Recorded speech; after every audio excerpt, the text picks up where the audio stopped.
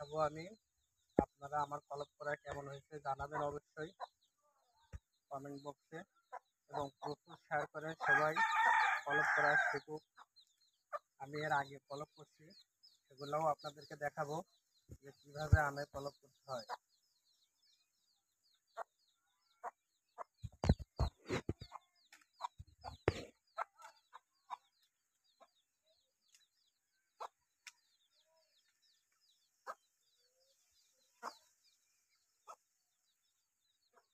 দেখেন কীভাবে কলপ করতে হয়। এই আমের এটা এর ভিতরে ঢুকাই দিলাম, দিয়ে এবারে এইভাবে কস্কেট দিয়ে রেখে দিতে হবে।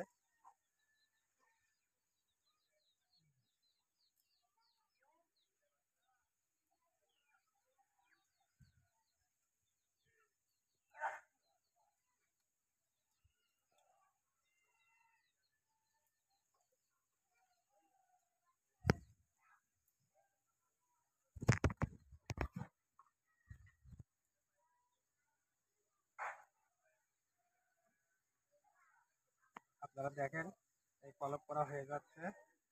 এভাবে আমের কলপ করতে হয়। ইনশাল্লাহ আল্লাহর রহমতে আমি যে কয়টা কলপ করছি সব কটা হয়েছে।